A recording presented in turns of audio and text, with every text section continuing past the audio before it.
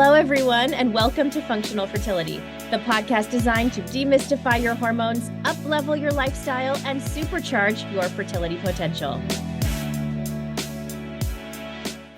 I'm your host, Dr. Kalea Wattles, and I'm really excited for today's episode, both because we're talking about a really important topic and because today's guest is very special to me. Let me tell you about Dr. Alexis Gonzales. She's a naturopathic doctor and certified functional medicine practitioner specializing in endometriosis. We know that endo is a chronic condition involving multiple body systems, so a functional medicine approach utilizing systems biology is really well suited to address the spectrum of symptoms that women with endo might experience. We're going to unpack that all today, so with that, welcome to the show, my dear friend, Dr. Gonzales. Hi, it's so great to finally be here. I'm really excited to just be doing all of these things with you and having this conversation.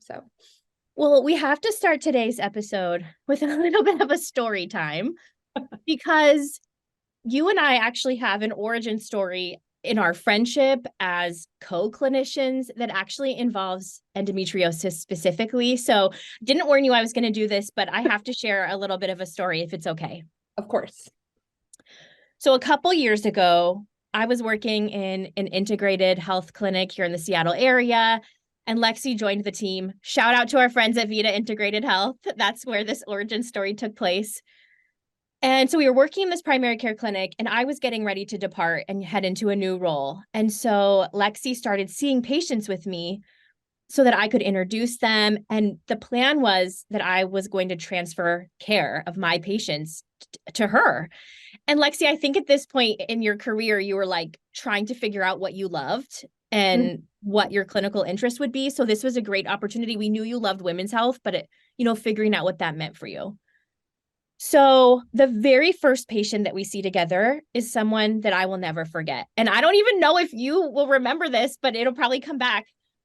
We get into the room and this is a new patient. I've never seen this patient before. And you're with me and I'm feeling like I want to do such a good job and show Lexi like how functional medicine, how they can shine. And the patient tells us that she has, severe endometriosis. She is in debilitating pain. She's losing so much blood. She's heading into her 7th round of IVF.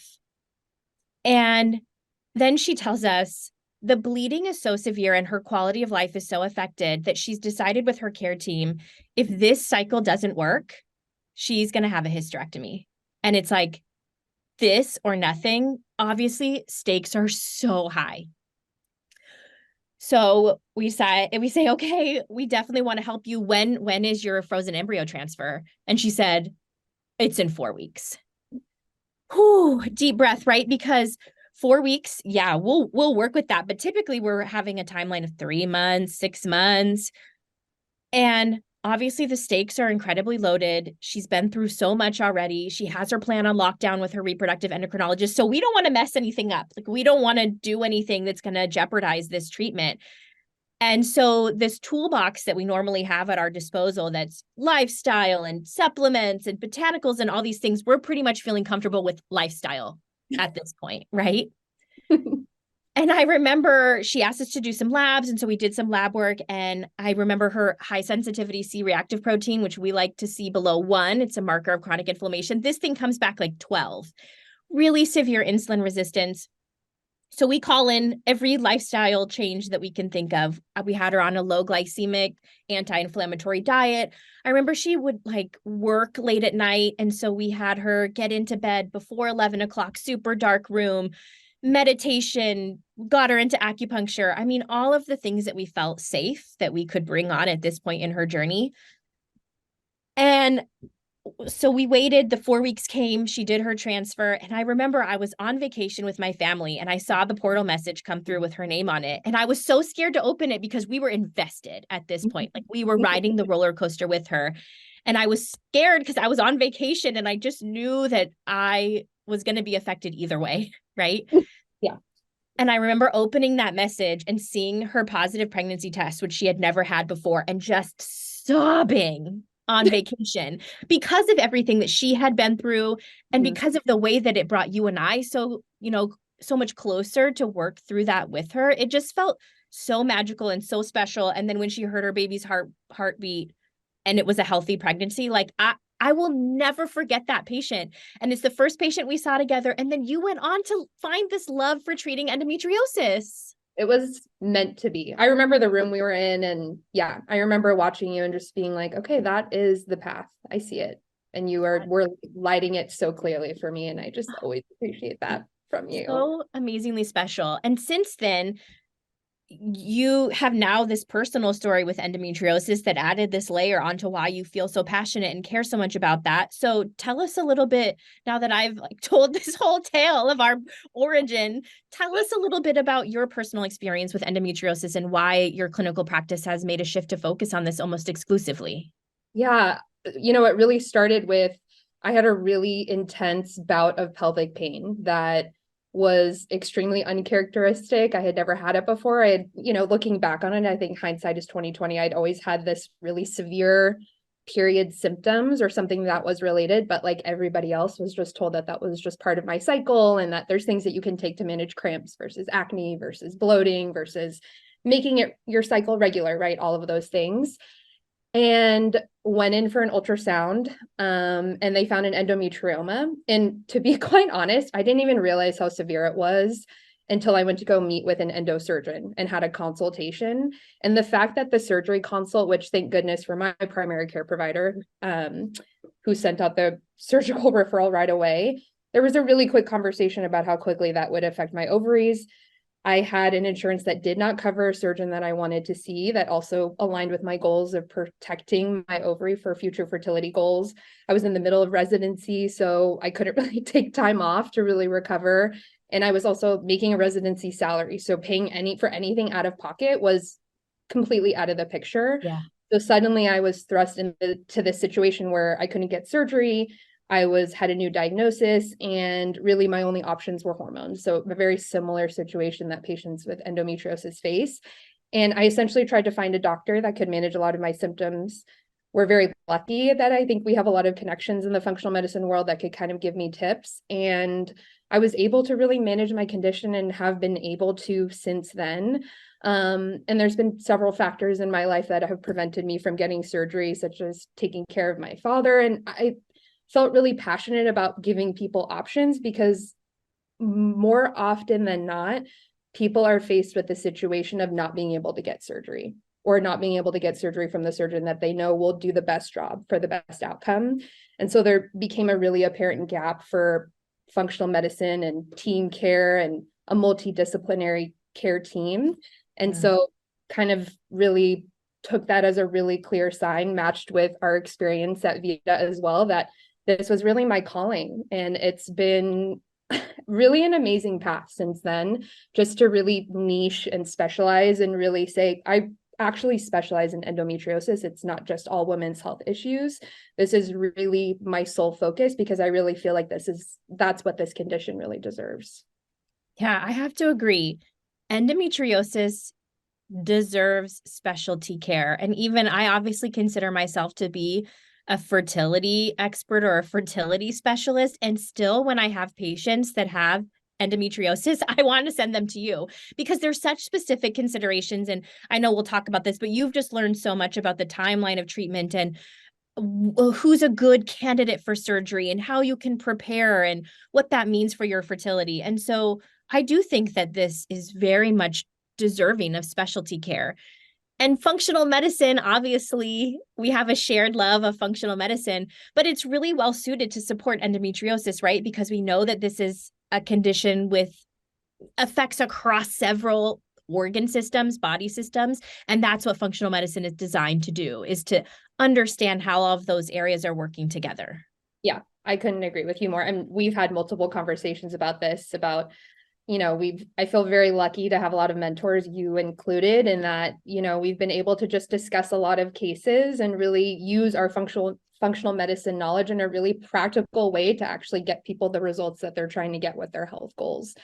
And I think with that case that you presented in the very beginning, it's really about addressing what you can in the moment. and also trying to figure out what has been left out of what people have tried so far. And I think functional medicine really highlights that with all of the tools that we have, right? The timeline, the matrix, because we're able to kind of see where those gaps and really where the patterns really arise. And that's why I love functional medicine. As you said, endometriosis is a systemic and a chronic disease, which is pretty much a perfect match for functional medicine because we can really address all of the different nodes and modifiable lifestyle factors that affect the condition. And we can be really strategic about the choices that we're making because we can pick things that are going to affect multiple parts that we're trying to address per patient.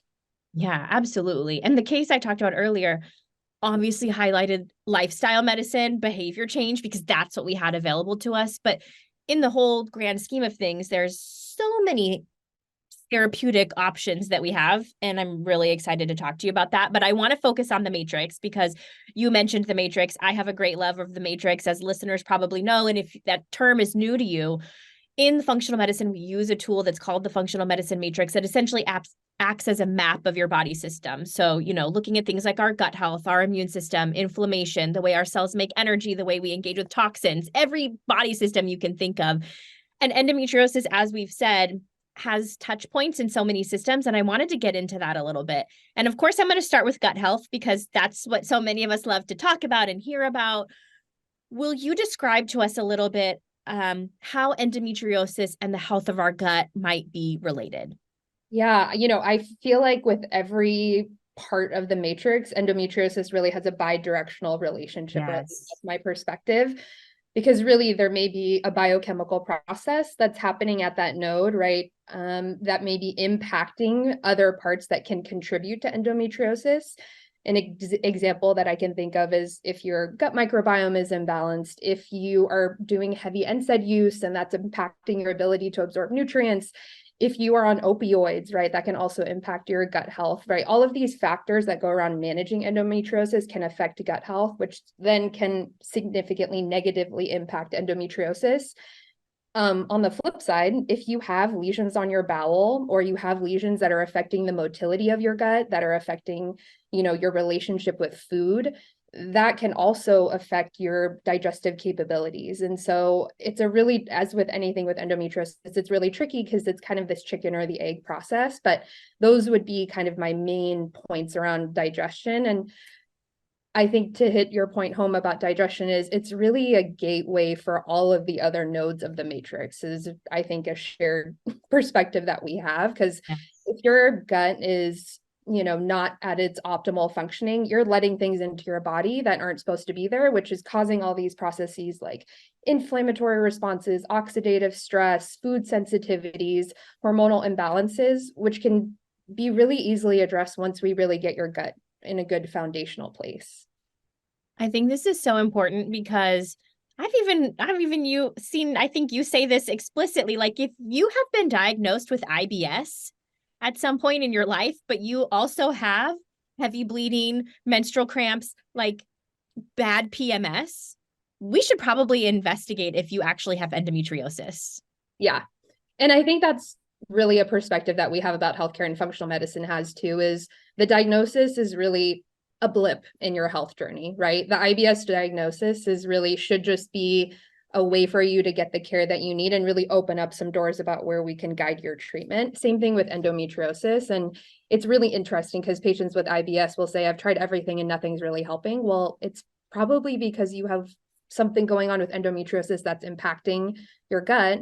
And these tools that we're using for IBS aren't really addressing what's contributing to your IBS, which may be the endometriosis. So that's why I love what we do, because that curiosity that we have really marries well with trying to be intentional about what we recommend to patients. And I think people really appreciate that. Absolutely. And that overlap in symptoms, right, is why sometimes it takes people 10, 15 more years to receive a diagnosis because endometriosis can look like so many other things. Yeah.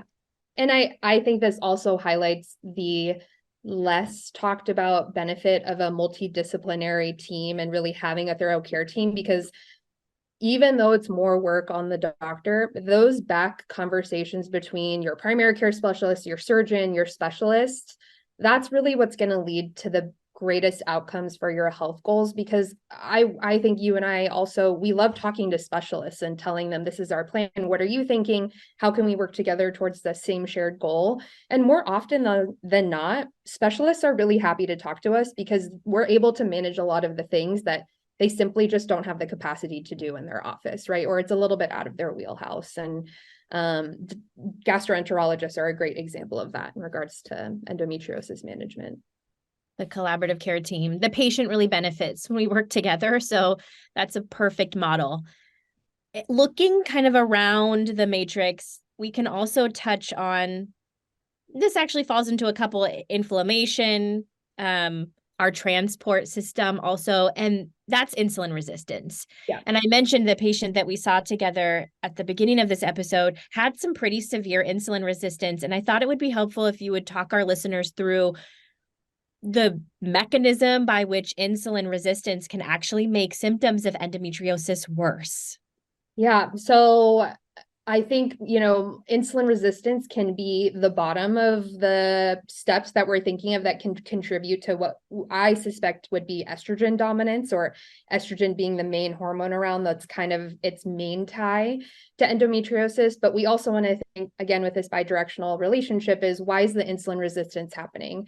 Yes. Sometimes it's not just happening because of diets that you're consuming. It could be due to toxic load because your body's just naturally inflamed. So your body is going to make that insulin have to work a lot harder, aka release a lot more to get the same effect.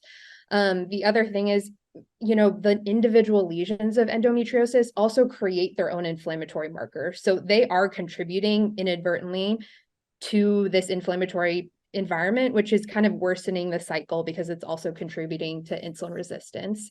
And then what we think about is insulin resistance can contribute to things like visceral adiposity or increased visceral fat, and also hormone, impairments in hormone signaling. And those are all really big contributors to endometriosis as well. So I wish I had kind of a more clear-cut answer for you, but it is just so multifactorial, which is kind of why I like endometriosis and functional medicine so much, because you're never gonna, that's why you can't have a protocol for endometriosis. Yeah. It is so unique and so individualized. And because it's a chronic condition, it's also going to change throughout the seasons of your life. So that's why we have to be really flexible and be aware of all the different ways that endometriosis can be affected, with insulin resistance being an important part to address. And I also think really highlights the utility of diet and lifestyle, right? Because we know that insulin resistance is extremely responsive to those particular interventions. So if that is a major risk factor for your progression of endometriosis, that's a really great place to start, is diet and lifestyle. Mm-hmm. Very well said. And isn't this so powerful that a condition that I think a lot of people, we know better, but I think a lot of people just file endometriosis under hormonal, like, oh, this is a hormonal condition, right? But when we look to the root of it, you mentioned inflammation, and that there could be a toxicity component, and that there's a metabolic component. And so using these tools that, like you said, allow us to remain curious and really get to the root of the root. Now, not only are we helping to improve the endometriosis, but we're also reducing risk for heart disease, diabetes, right, Alzheimer's disease, osteoporosis, cancer, like all of this chronic disease risk reduction we're doing as we work to reduce the symptom load of the endometriosis. Yeah. And I think what's also interesting too is if we think about the mainstay medication treatments for endometriosis, the main goal of it is really to get rid of estrogen in your body, or make it so you're not producing as much.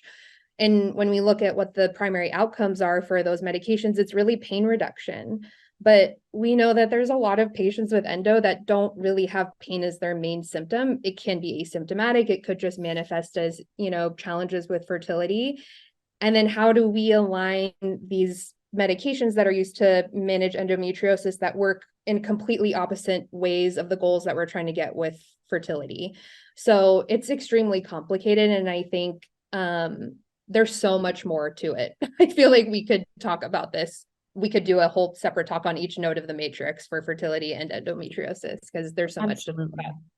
Well, maybe I'll ask about one more before we move on, because this has actually come up in listener questions that I've had on the show. We see a lot of patients that have a history of an autoimmune disease. Oftentimes it's Hashimoto's thyroiditis, right? Like an autoimmune thyroid disease or some other autoimmune condition. And then later they're diagnosed with endometriosis. And so people ask me all the time, is there a connection here between endo and the autoimmunity? I think research is probably trying to figure this one out. What's your perspective? Yeah, so, what I've discovered in the research is the only real significant association they found is really with lupus, RA, IBS, and MS. But what I would argue is that, the environment that we're thinking about endometriosis lives in is pro-inflammatory, lots of oxidative stress, immune dysregulation. So all of those things are also very friendly environments for autoimmune disorders to come about as well. So, I think a constant line that we're always walking is, okay, well, whatever we're seeing in the research, how much do we let that influence what we're actually doing in the clinic? And really, this is where this functional medicine clinical background comes in, because we know all of those environmental factors contribute also to autoimmune disease. And, what I always encourage patients is I actually take that as a sign of hope, because we can kind of do double duty for whatever we're doing for endometriosis. Whatever we're doing for endo, if you have an autoimmune condition, we're addressing those environments that encourage those types of diseases. So I try to, it's a reframe. Yeah, I think that's really helpful. And it makes sense to me that in the setting of autoimmunity, when there's already this undercurrent of inflammation, that would be a driver of endometriosis. Right. Like you said, it's the environment. So from a biological plausibility perspective, makes sense to me. Right. And to go back to gut health, I mean, there's a huge connection between gut health and autoimmune disease. So even if you're just addressing gut health and you have all of these other co-conditions, we're essentially working towards a similar goal, which is to make your body an optimal environment for health, really. Yes. And you mentioned earlier that we're going to do that with a collaborative care team. And I think this concept can be somewhat intimidating if you don't know what key players you need, right? Like, oh, I have my primary care doc or my OB, and who else do I need, and who else can help me? Who's on your endometriosis all-star lineup? Yes.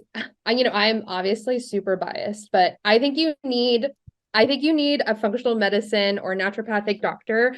And I'm a big push for, we used to see the doctor regularly when we were getting our physical checkups as kids. Those should really continue through adulthood. And I'm a really big fan of having long-term care with your primary care provider, especially for chronic illnesses, because that saves a lot of the re-explanation, retelling of the story, reestablishing of a therapeutic relationship with your provider. And they will, whether anybody wants to admit it or not, you're going to get invested in people that you've seen long term, right? Because you know them, you've built relationships with them, and they're going to be able to really build the care team around you. So that, I think, is a really central player. And really, because it takes about 7 to 10 years to diagnose endometriosis, those are going to be the people that are going to be there to catch the signs, with the right awareness and with the right advocacy for the symptoms that you're experiencing. So that would be my number one. Number two would be the surgeon, right? We have to, if it's indicated, we have to get you connected with the surgeon. And there's a whole run of the mill of people that you can go to, but the more specialized that you can find in the type of endometriosis that you have, right? Meaning that if there's a surgeon that specializes in diaphragmatic endometriosis, we should try to get you to go see that surgeon. And really, it's because unfortunately, a lot of the management with endometriosis is so heavily dependent on the experience of the surgeon, because they have to know where to look. They have to know how to properly excise the lesion. They have to know how to properly preserve any organs for fertility, if that's part of your goal as well. And they also have to have some experience in regards to what the recovery rates are on the back end. And so it's a process, right? It can take months, and we've seen this for months for patients to get surgery with endometriosis. And so I think that's something that you should start sooner than later. So those would be the first two. Once you get those to establish, that's, I think, when you can bring in your pelvic floor physical therapist, your acupuncturist, your registered dietitian. At some point, you'll probably need a really experienced radiologist, depending on where that falls in your care team as well. I'm a huge proponent of mental health, whoever that may be, in regards to the level of care that you need. And then fertility specialists, there's specialists among specialists in the fertility field. And so we have a lot of experience about reproductive endocrinology, and working with them, and, immunologists as well, if we think that there's a really, really tricky case that is a little bit out of even our wheelhouses. And then going back to what you said initially, because endo can manifest anywhere in the body, we have to know specialists of all kinds, right? Gastro, neurologists, hepatologists, pulmonologists, cardiologists, because I've had patients, present with coughing up blood during their cycle. We have to send that person to a pulmonologist because we have to rule out other things. And same thing with cardiology if you have cyclical chest pain. And so the care team can get very large. But again, that's why I started with your primary care provider, because they're really going to be that person that's going to be alongside you, synergizing all of those treatment plans and making sure that you have a really concise and intentional treatment plan moving forward. Wow. I mean, there's so many things I could touch on in there, but I think maybe someone is listening to this and they maybe didn't realize that you could have endometriomas on all of these different organs and all of these different places of your body. I mean, it can be actually shocking where endometriosis can show up. So having this care team, having these players, and I think what is the ideal scenario is that you have all these team members and they're talking to each other, which that can be the other piece of having that primary care doc who can connect the pieces is invaluable. Yes. Oh my gosh. I think one of the things that I learned from you as well is because you've worked so closely with fertility clinics, is having that conversation consistently through a patient's care, and then hearing the patient come to us saying, I'm so glad, thank you for calling my doctor and letting them know before I came in, because then they were already aware of what we were doing. I'm shocked that it doesn't happen more often, even though I know that there's time constraints and obviously we're all super busy people, but wow, it makes a world of difference. And I wish that, I would have had that type of care earlier in my life as well, because I think it would have expedited things a little bit more quickly.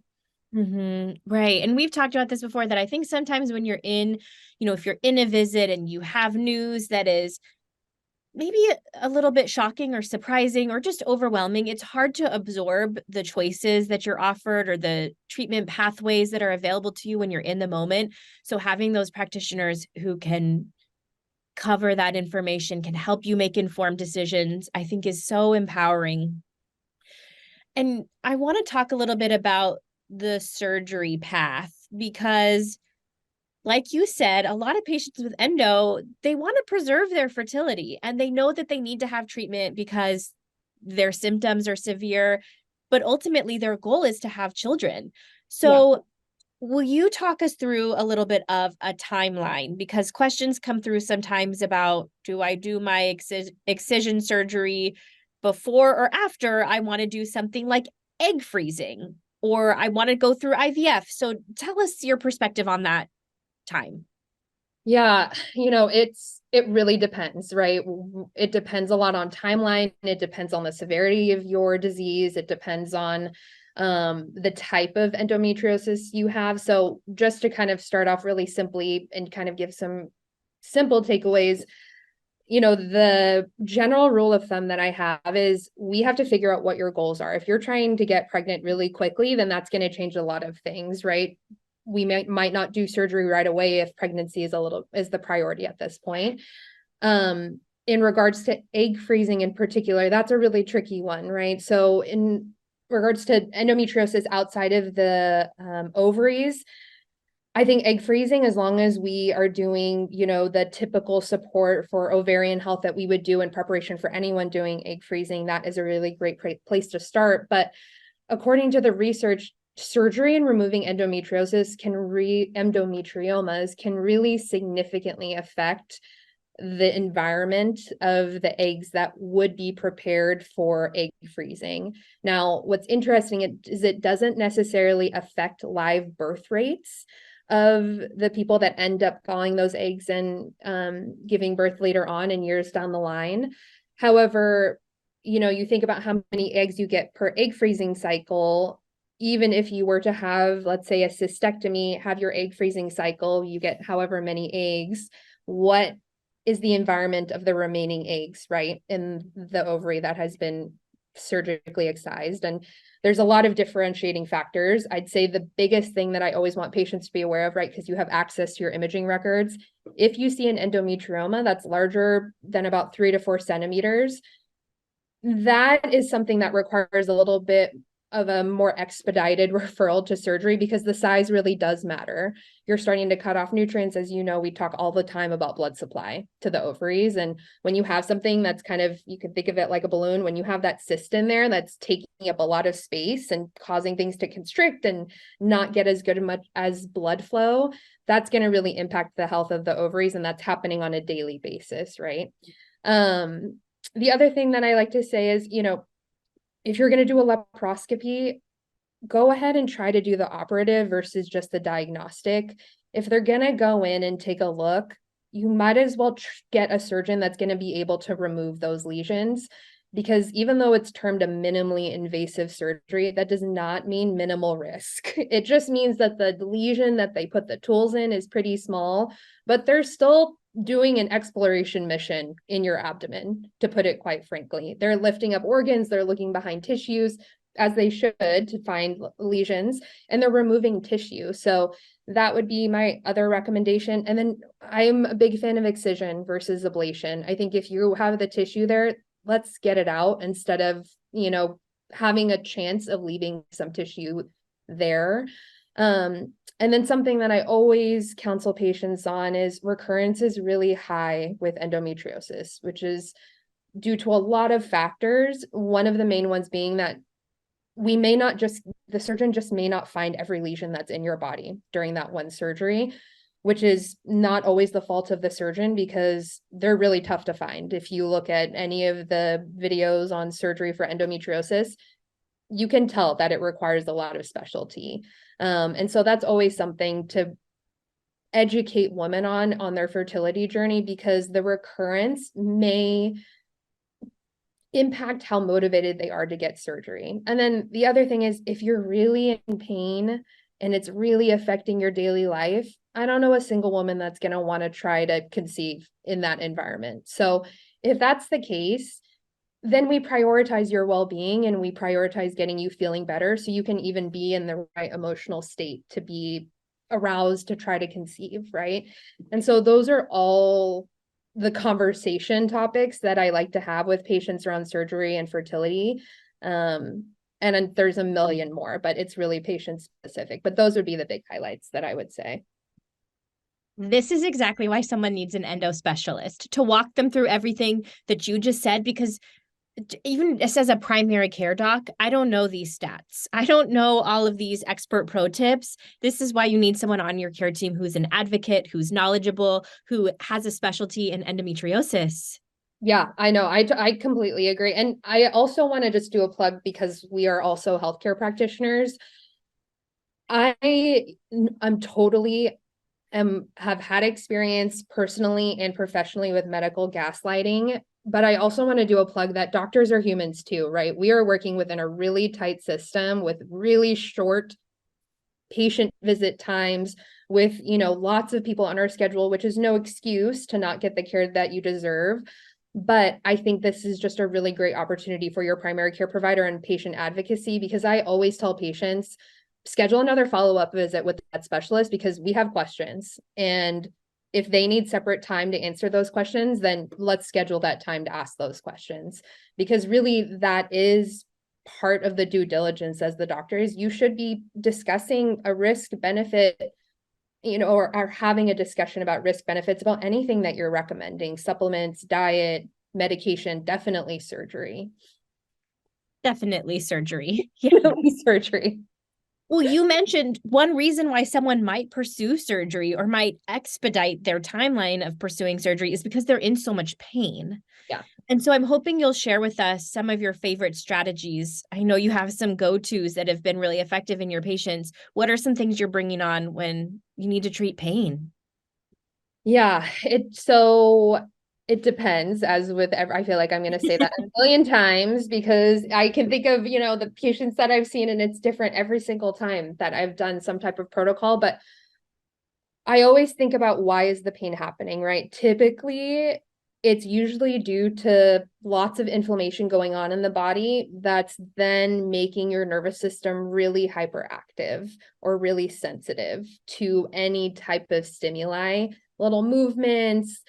Obviously things are going to expand in your digestive system, so it makes it really sensitive. So a lot of the things that I do are anti-inflammatory. So I think omega-3s and really getting that good balance of omega-3s is really important, particularly higher in EPA. But again, if there's a nervous system component, then we want to maybe explore different ratios. I'm a huge, huge fan of pelvic floor physical therapy and acupuncture. And I know you feel the same way. Like we have sent so many patients to acupuncture and pelvic floor physical therapy, and it makes a difference. And I wouldn't say that unless we had seen it so consistently with everybody that we've sent there. And what I love about those modalities is one, it just helps you. I feel like people walk away feeling more in tune with their bodies and they learn a different way to approach this particular disease where there is something that they can do about it, particularly with pelvic floor. And what I also love about pelvic floor is there's these little muscles in your pelvic floor that respond so quickly to therapy. I'm talking like after the first session for a lot of my patients, which is why I love it so much when you find a really good pelvic floor physical therapist. So, and you think about all the times that you're really affecting your pelvic floor, you're crossing your legs, you're sucking in your stomach, you're, arching your back and you're slunched over at your desk. So there's so many things that you can do after going to physical therapy, especially for the pelvic floor that I love so much for pain. Castor oil too is one of my favorites. It's a fan favorite of mine. Except for the fact that it's so messy, but we have solutions for that. Have solutions. Well, those are some great pro tips. And I think the inflammation piece is also like, even if you weren't able to call upon all of those powerful supplements, which we have so many targeted therapies that are so helpful. But like we talked about earlier, we had a patient who wasn't really able to take supplements. And so we did the anti-inflammatory diet. And people don't realize, I think, that stress is inflammatory and not sleeping is inflammatory. So all of those things combined, and you've actually got a pretty powerful treatment plan. Yeah, I agree. And I think too, what I love about the functional medicine matrix is that center of the mental, emotional, spiritual. And you and I have seen this time and time again, people making really drastic changes with their triggers for stress has really been a gateway to people getting pregnant, to people really being pain-free. And so I'd always address that too. I feel like that's really important too. And pain is it's relentless with endometriosis and it's extremely isolating. It comes out of nowhere, so it's also unpredictable. And it can just make you really desperate, right? Because you just so desperately want to just feel what it's like to just be normal and not be in pain. And so I think having tools that are available to you where you don't have to rely on a supplement, if it catches you somewhere where you don't have access to any of your tools, you have those mental, emotional, spiritual things that you can call upon anywhere at any time. Yeah. And I know you and I have shared so many patients that maybe they've been through multiple rounds of fertility treatment, or maybe they've been told because of their endometriosis or because of their PCOS or because of any number of things, you won't get pregnant. And now there's this belief system and this whole story that now we have internalized about we're not going to get pregnant and it's not meant for us. And it takes a while to unpack that. And I guess my point is just to say that we can't forget about that mental, emotional, spiritual consideration, because yes, we're going to treat those physical symptoms, but then there's this whole level of grief and pain and exhaustion and sadness that we also need to address. Yeah. And I think also people are surprised too when they come and see us and it's not an immediate fix, right? Because I think we've also been conditioned to say, okay, I'm here. Like, what do you have for me to fix this right away? And the way that we are able to communicate with patients that this is still going to be a lot of work and I still need time to essentially rebuild a lot of these things that have broken down over years of time, right?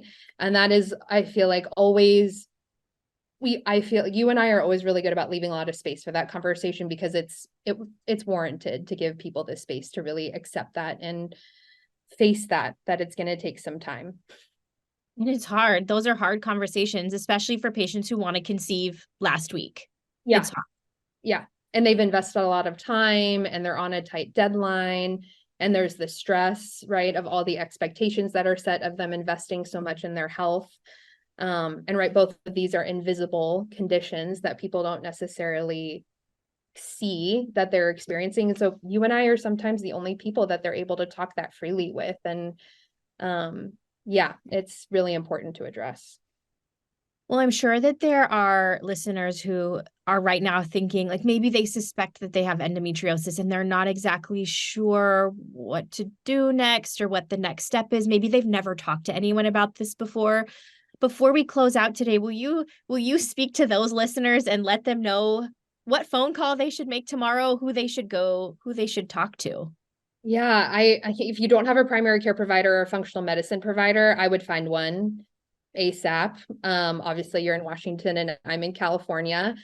And I would start tracking your symptoms. And I say that kind of with a caveat because I know that endo patients are so diligent and patients who are experiencing fertility challenge, they're some of the most diligent patients I've ever met. Highly motivated. Yes. Extremely motivated, extremely meticulous, and we love all of that information. So I say that mainly for people that are new and maybe exactly what you're talking about, not sure where they're at in regards to their diagnosis. And really this pattern of when symptoms are happening. And I think even something as simple as how often are you taking pain medication throughout the month to manage symptoms that are directly related possibly to your menstrual cycle? That's a really important one because people, when I ask them that question, oftentimes won't even realize how much they're taking until I ask them, well, how often are you taking it? And some people will say, I'm taking about 6 ibuprofen per week. I'm like, that's consistent use of a pain reducing medication. And then the next thing is if your doctor is not listening to you, let's find somebody else. It's not worth it for you to continue advocating for yourself in an environment where you're not really going to get where you need to go. And there's a lot of doctors out there. And there's a lot of primary care providers that are covered by insurance. And so that would be a big plug for me as well. And if you're going to switch doctors, please ask for your chart records, especially if you're moving state to state. I feel like that is huge, like imaging reports, recent lab work, because that's going to be really important. And that way we can kind of avoid a lot of repeat testing and you can come ready to your next provider meeting with some information that's already been laid out by another provider. And then one thing that I'll say to close out is I think asking for help is a really important message to send to a lot of patients with chronic illness, but particularly with endometriosis. And something that I heard years back when I was starting at Bastyr is you don't lose any of your power by asking for help. And I think that's a really important message to get really comfortable with along this journey because it does require a lot of help. And so when you ask, the goal is to try to find you people that have answers for you or that will be able to guide you to the right people to help you. That's such a beautiful way to end today's episode. And to all of our listeners, I just wanted to thank you so much for spending your time with us. And I know that you come to hear about these topics because you're looking for answers and you're looking for solutions. So I feel so honored that our listeners choose to find that here. So thank you so much to our listeners, to our show's incredible producer, Paola Martini. Thank you for all that you do. And Lexi, Dr. Gonzales, thank you so much for sharing all of these insights. I've been waiting for this moment and it just feels so special to have you on the show. And I know that you'll help so many with this message. Let our listeners know where they can find you.